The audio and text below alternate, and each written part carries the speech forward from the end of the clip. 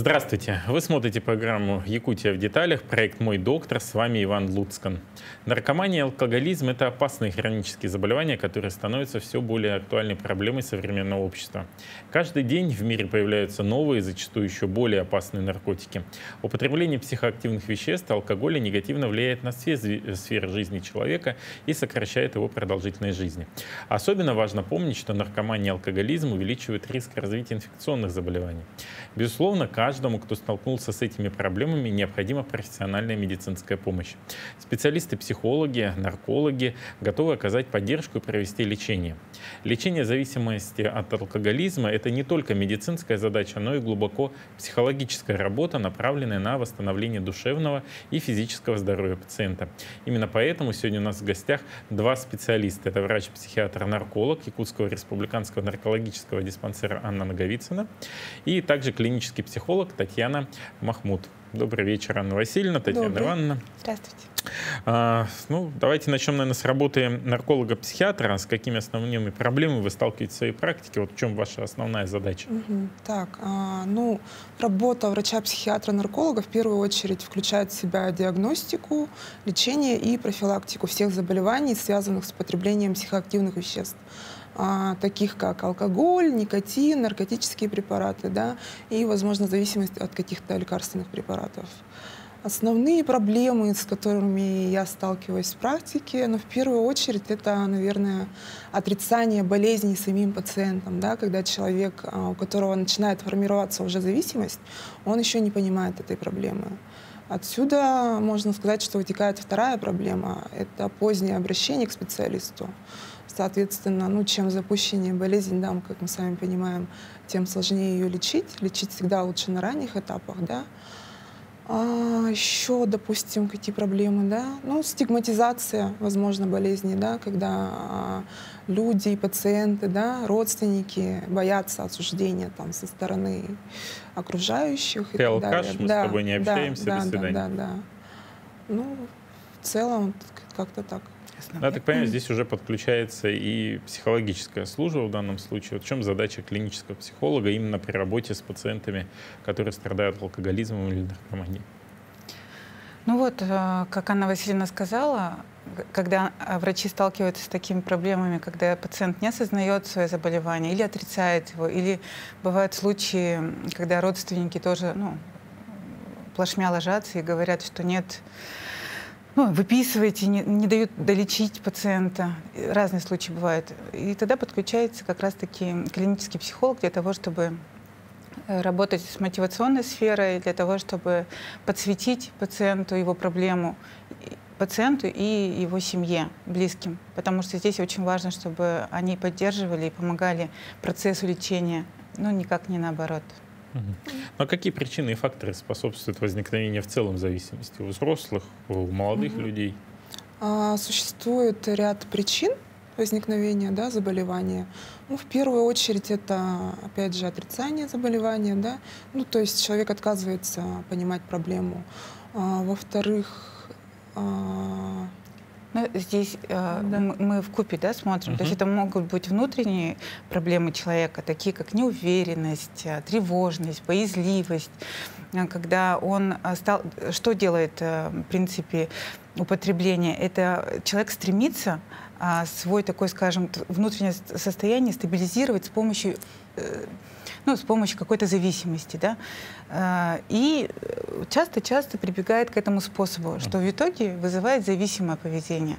Например, он же мог бы заняться спортом, он мог бы заняться творчеством, хобби, уйти туда, как-то помочь себе в реализации себя, в жизненной своей какой-то ситуации, а он прибегает именно к легкому, иллюзорному, доступному, к сожалению, в наше время веществу, к алкоголю или к наркотику, смотря о какой зависимости мы говорим.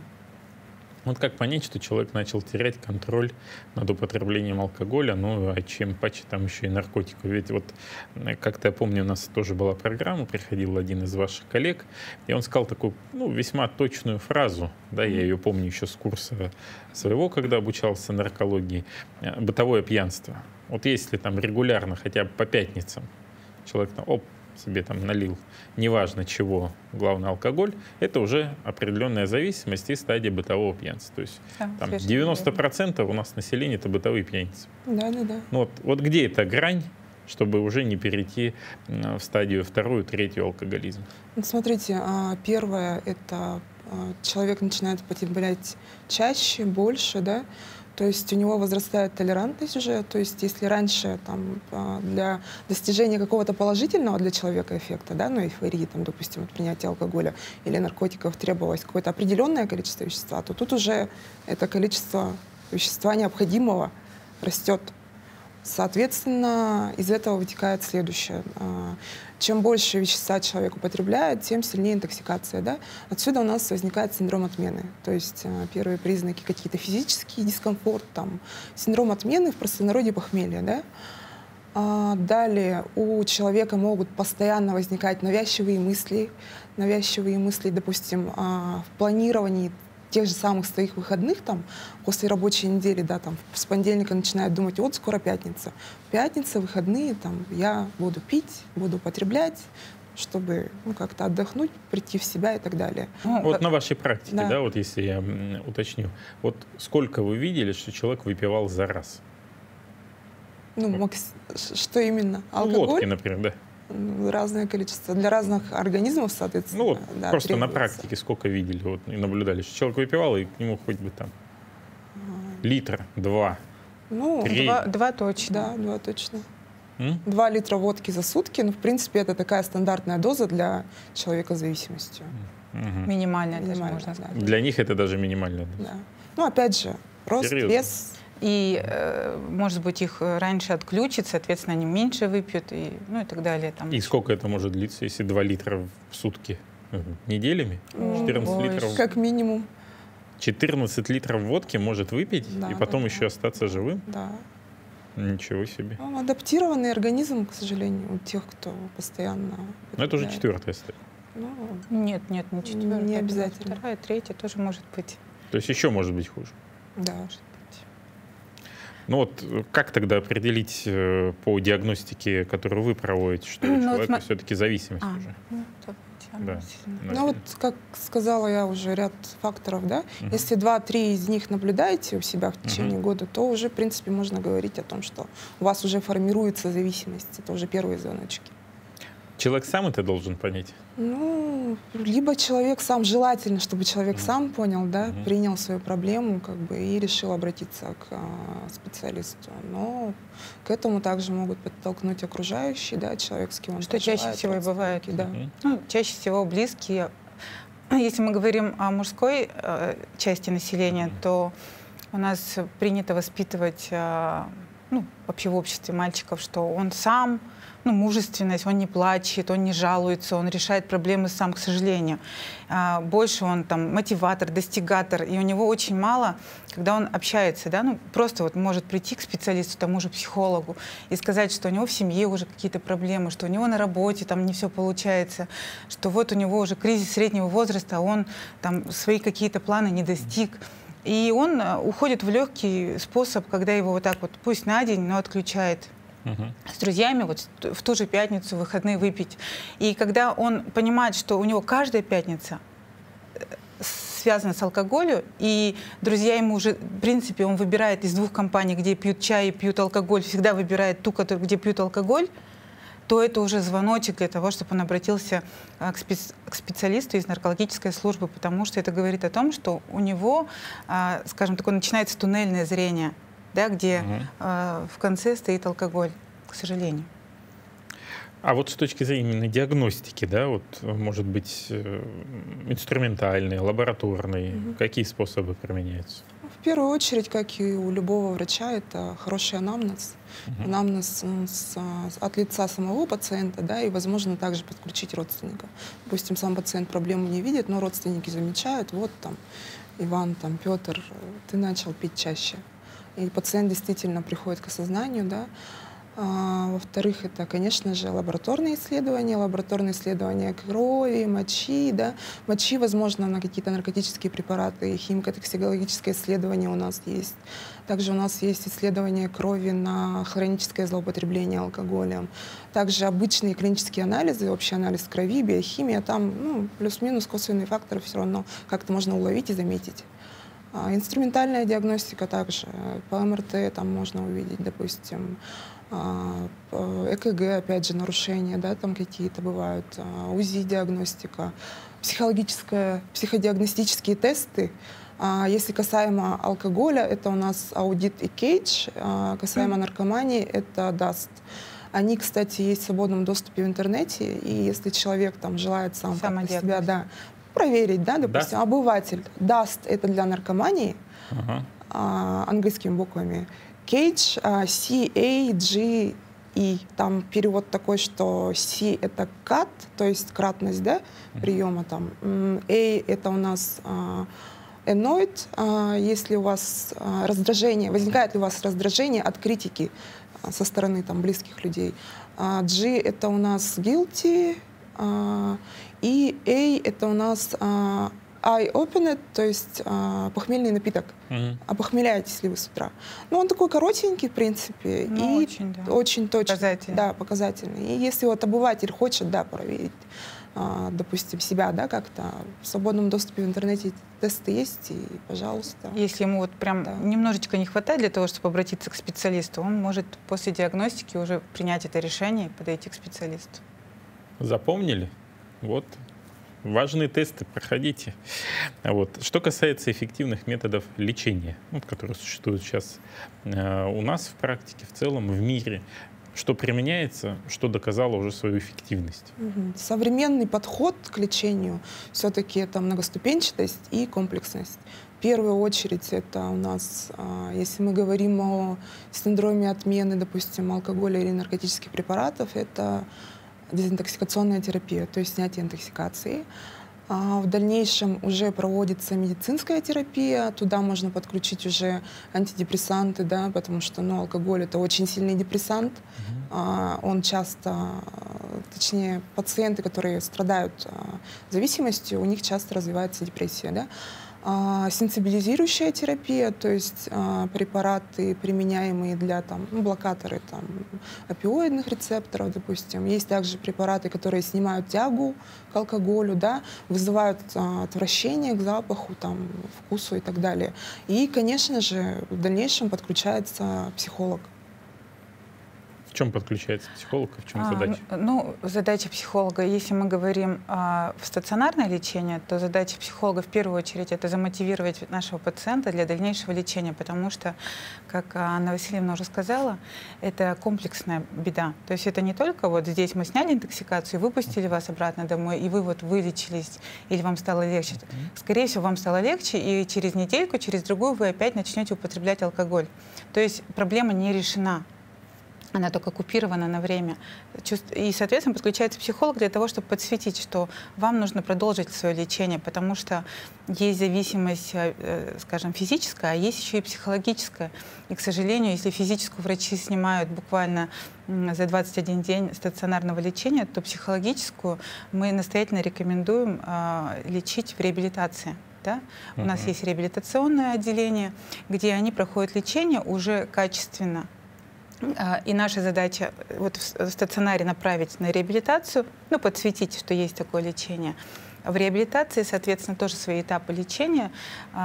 Можно сейчас о них поговорить. Это от, скажем так, от 3 до 6 месяцев рекомендованный курс лечения. Он длительный, да. И, скажем так, не все на него соглашаются. И чаще всего где-то, если родственники хотят этого лечения, то сам пациент, он его отрицает. Долгое время отрицает, долго-долго. Но в итоге, когда он соглашается на него, то приходит то самое долгожданное слово «ремиссия», и мы тогда уже можем говорить о том, что комплекс лечения полный. Прошел человек. Вот как раз нужно ли человеку обращаться к специалисту или, поняв ну, даже там пройдя тест, ну, или родственники уже говорят, ну, сколько можно-то, да? Он начинает самостоятельно какой-то прием препаратов, седативных, например, которые там безрецептурные и так далее. Или все-таки требуется обращение? Ведь надо понимать, что многие боятся встать на учет, и это же последствия потом соответствующие там, медосмотры, пожалуйста, на учете. Шоферская комиссия, учет оружия, тем более в Якутии, опять же проблема. Как быть? Ну, самолечением заниматься очень опасно. Если это касаемо, опять же, абстинентного синдрома, да, он может вылиться в какие-то психотические нарушения, там, в простонародье говорят, белая горячка и так далее.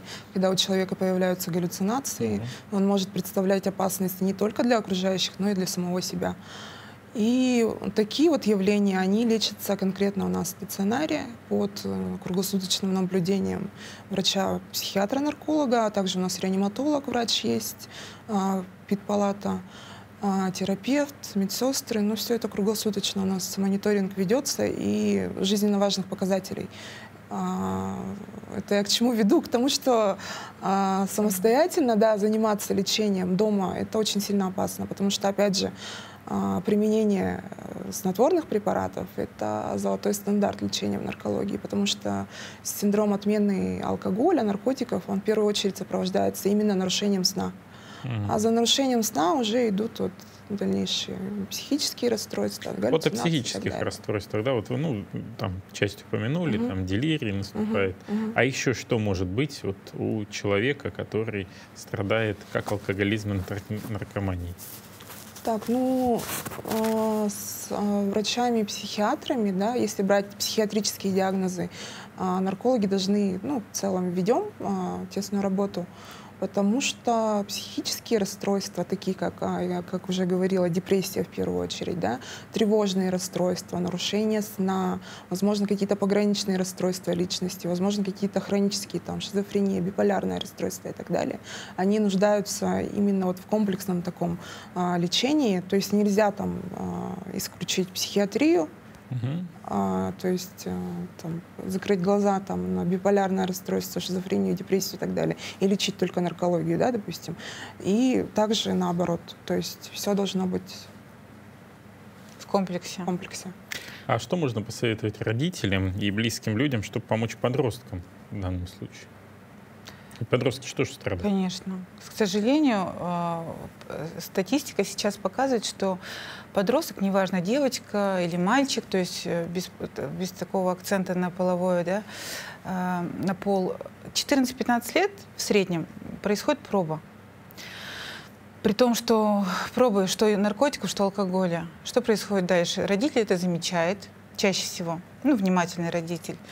И тут начинается внутреннее такое ощущение, что ну, как-нибудь обойдется. Ну, попробовал подросток, ну, ничего страшного. А если я пойду там куда-то, там, как вы уже выше сказали, какие-то там опека, КДН заинтересуются нашей семьей, они начинают переживать и не обращаются. То есть, ну, пожурят ребеночка и все на этом. Как бы считают, что свою такую родительскую функцию они выполнили. На самом-то деле это вот как раз-таки чревато. Чем раньше они обратятся за помощью в наш, например, подростковый кабинет, у нас он есть, тем качественней и результативней проведется работа. И купируется, так как у ребенка гибкая психика, это произойдет намного качественнее, чем ежели они сейчас закроют на это глаза, и, скажем, годам к 20 у ребенка уже будет там первая, вторая стадия зависимости. И там будет намного сложнее работать. Поэтому, пожалуйста, родители, если вы замечаете, находите какие-то следы в карманах, чувствуете запах такой странный, что ну, где-то подсознательно вы чувствуете, что так от вашего ребенка не должно пахнуть, пожалуйста, придите просто на консультацию. Ведь это ничего не стоит. Просто спросите, нормально это или нет. Может быть, я мнительная мамочка, да? Тогда, пожалуйста, придите и, как говорится, свою тревожность успокойте. Ну а вдруг нет? А вдруг вы не мнительная мама, а конкретно поможете своему ребенку здесь и сейчас? Вот какие мифы существуют о лечении зависимости? Ну вот. С чем вы сталкивались? Первый миф, да, как вы уже сказали, это люди думают, что если он обратится к врачу-наркологу, его поставят обязательно на учет. В дальнейшем он там не сможет получить каких-то справок и так далее. Это не так. В принципе, можно обратиться анонимно. Анонимная помощь у нас оказывается. Во-вторых, учет это не там наказательная мера, да, это не пожизненно происходит. Там есть определенные критерии, да, и диспансерное наблюдение, оно делается для того, чтобы человек находился в ремиссии, то есть, опять же, получал постоянную помощь врача-психиатра-нарколога, его наблюдение, да, чтобы при возникновении, там, допустим, тяги и так далее, он мог назначить какие-то определенные препараты. Да. Психологи обязательно работают с пациентом, также помогают ему держаться в ремиссии. Да. То есть учет — это не приговор. Еще какой миф, да? Что вы слышали? Сам брошу. Что сам брошу, да. Самолечение, самолечение, да, это лучше не заниматься.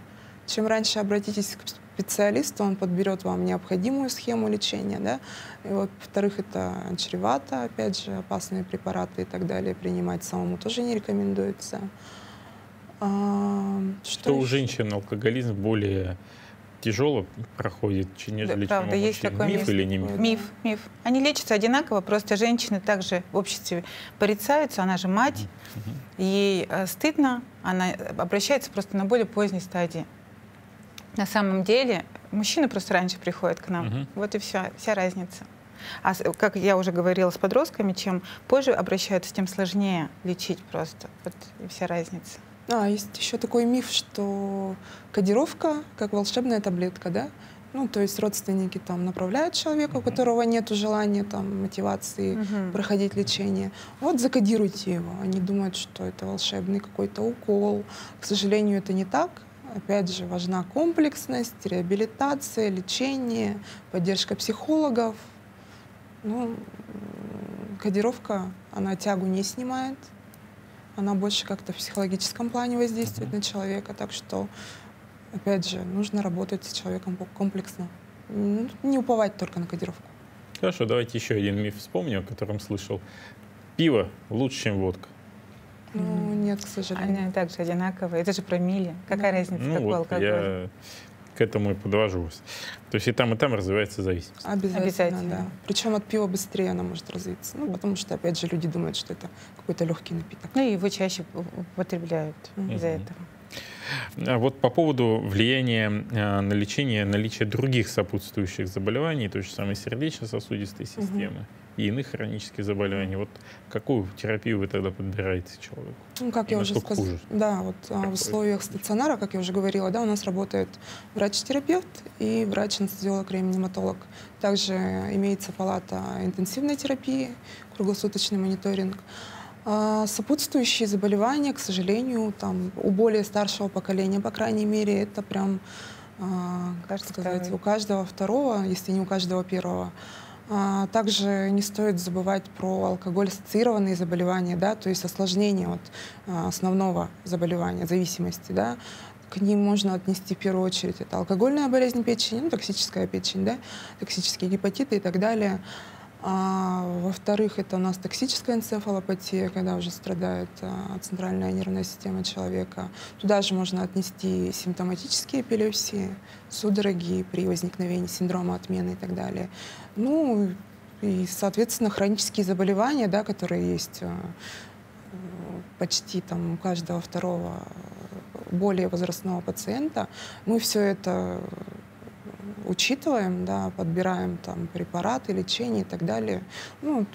Там же есть нюансы, много нюансов. Да. Это, конечно, усложняет работу врача, но, тем не менее, это очень важно. И к каждому пациенту мы подходим индивидуально, с учетом вот именно всех его сопутствующих заболеваний. И тут про самолечение, да, как раз-таки почему нельзя заниматься самолечением?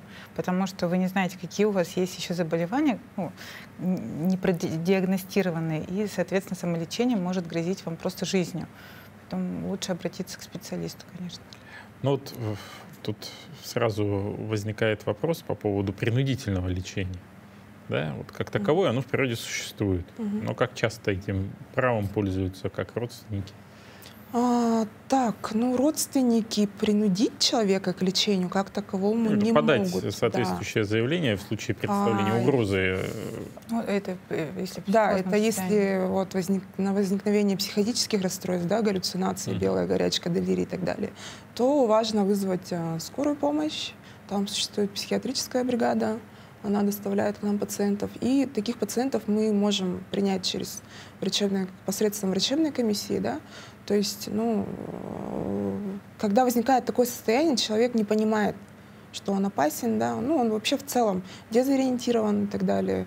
Естественно, он не захочет ложиться, но к таким пациентам возможно применение как бы вот такого Мер принудительного, да, мер принудительного Только характера. через решение суда? Также, да, по решению суда, ну, если суд там, если какое-то правонарушение человек совершает, то его тоже могут принудить к лечению, реабилитации, прохождению обследования вообще у нарколога, к диспансерному наблюдению и так далее. Но в первую очередь принудительное лечение только в случаях каких-то острых. Часто у вас в стационаре такие случаи бывают? Бывает, конечно, бывает, да. Опека, КТН тоже рекомендует своим мамочкам, которые, например, злоупотребляют алкоголем, пройти лечение у нас в наркологии. Ну, и только с этим условием они потом возвращают детей в семью. Есть такое тоже. А вот что касается детей, они тоже у вас проходят лечение подростки или у них отдельное отделение? Подростки тоже в у этом нас же проходят. стационаре, да? Я имею в виду на Богдана Чижикова.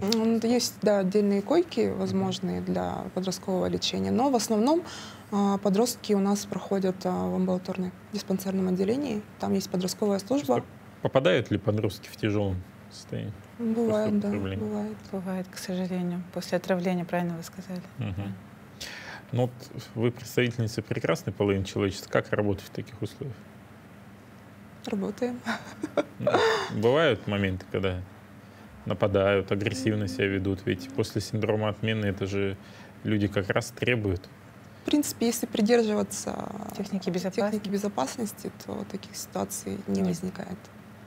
Какие условия пребывания в стационаре? Что человеку можно, что нельзя?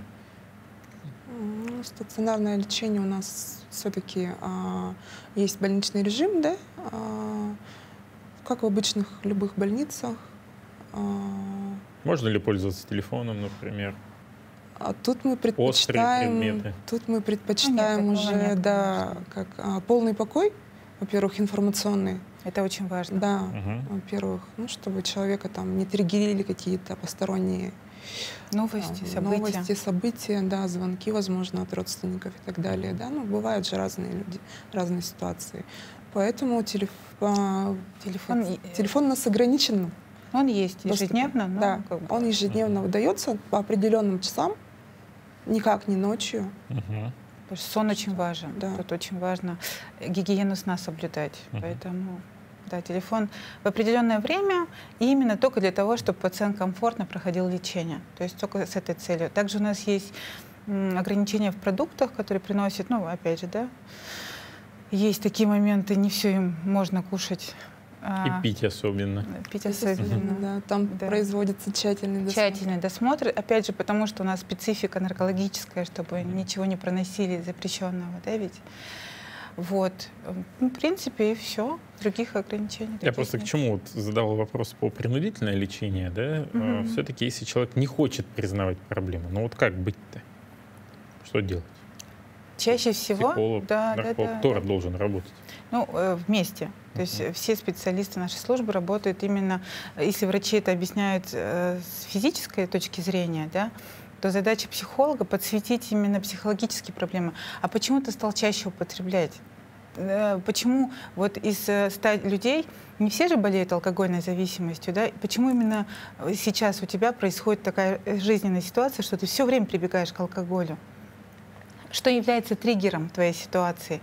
Если мы сможем это подсветить, если мы сможем его направить, ну, как минимум, чтобы он осознал, да, у меня есть это заболевание, я болею алкогольной зависимостью, это уже 50% успеха лечения. Вот. Ну, психологи работают как раз-таки в стационаре именно над этим. Ну, вот если взять перечень всех вот факторов, которые провоцируют употребление, вот что на первом месте все-таки из психологических проблем? Семья, работа, не знаю, там, Любого человека, или, например, подростка, мужчину, женщину, без разницы? Но если есть еще дифференциация, там, да, тоже интересно. Да. Ну, у подростков это чаще всего семья. Угу. Ну, вот так вот, статистически, плюс-минус. У мужчин, смотря какой возраст, опять же, да, тут очень много градаций. Да. Если средний возраст, а чаще к нам попадают именно в среднем возрасте, это где-то от 27 до 40, впервые попадают в стационар, то у них как раз-таки кризис статуса своего, да, бывают семейные проблемы, уже жена уже развелась, уже устала, его вот постоянно запоет, да. А если женщина, то чаще к нам попадает именно не потому, что она сама решила прийти на лечение, а потому что опеку изъяла детей, потому что муж там какие-то условия тоже поставил, что не хочет дальше жить с пьющей женщиной. То есть, скажем так, первоначально не сами люди приходят. Вот вы сказали о проблеме, что он начинает пить, потому что жена уже ушла. Нет, не начинает пить, он к нам попадает, потому что жена уже ушла, и это как последний его шанс, один из последних, вернуть семью. А почему он вообще начинал пить в 27 лет? Вроде бы только расцвет сил, вперед, там, трудись, развивайся. Чаще, это сугубо наблюдение. Наблюдение, да, вот мне интересно ваше. Чаще всего это говорят, что праздный образ жизни, традиционный. Ну, то есть, что в обществе принято праздновать с алкоголем. Да, понятно. И вот, как вы уже говорили, каждую пятницу, каждую субботу. А потом у него уже идет 3 дня, 4 дня, и он, в конце концов, не понимает. Тут же подключается к этому проблемы с семьей, женой той же, да, проблемы с родителями, кто ближе к нему. Они начинают с ним ругаться, триггерить его. Он каждый раз теперь, когда у него проблема, подсознательно, сам не замечает его, начинает искать повод, чтобы поругаться, чтобы уйти из дома. А зачем он уходит из дома? Чтобы выпить. То есть это все идет подсознательно, неосознанно.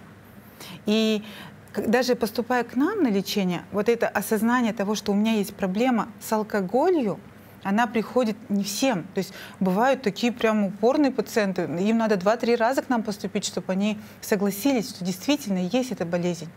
Потому что они ее отрицают как болезнь. И тогда в завершении нашей беседы, наверное, совет. Вот выявили, допустим, человек не осознает, что у него проблема есть. Родственники понимают. Как им действовать? Какой их шаг? Им самим обратиться в наркологический диспансер? Как быть? Или что? Конечно, я все-таки за мягкую силу, чтобы, например, в семье, если эта супруга заметила, что ее муж часто употребляет, да, начать именно с разговоров. Да, попытаться разговорить, а что же у него происходит в жизни, да? А что же его тревожит, а может быть у него на работе проблема, а может быть он из-за денег переживает. Почему он все время идет к своим друзьям, к примеру, друзьям, или сам себе покупает каждый вечер на ужин бутылочку, постараться выяснить причину и уже начинать говорить о том, что, а может найдем специалиста наркологического, притом неважно, нарколог это будет или клинический психолог, из наркологической службы кому-то обратимся. Вначале он, возможно, отрицает. С другой стороны, возможно, каким-то таким образом, то есть если каждый раз капать, каждый раз подсвечивать этот момент, человек начинает задумываться, не зря же самые близкие-то. Просто если она будет критиковать, триггерить, кричать, скорее всего, он закроется и не захочет принимать эту помощь. Да? То есть он, наоборот, будет идти от противного и чаще употреблять. А если мягко, с заботой, с теплом, с поддержкой, то он скорее обратится, как минимум пойдет на ее уговоры. И вот то, что я говорила, разводы, я не хочу, чтобы это был призыв, что это такая угроза, как последний шанс. Нет. Но, к сожалению, у всех терпение не безграничное, и у вторых половинок оно заканчивается. И тогда 30% обращаются к нам за лечением. Но я бы хотела, чтобы они начинали с мягкой силы, с уговоров.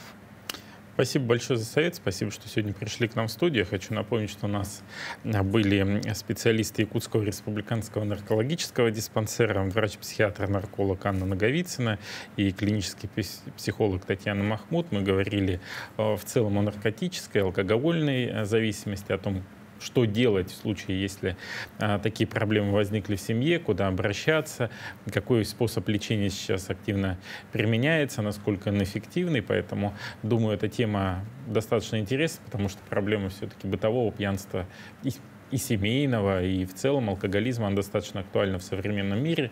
Благодарю еще раз вас за интересную беседу. На этом Спасибо выпуск программы «Якутия в деталях. Проект «Мой доктор» подошел к концу. Смотрите нас по будням в 19:15. Мы рассказываем о том, чем живет здравоохранение Республики Саха-Якутия. Также смотрите наши повторы на канале «Якутия-24» и в социальных сетях. С вами был Иван Луцкан. Всего доброго, не болейте. До свидания.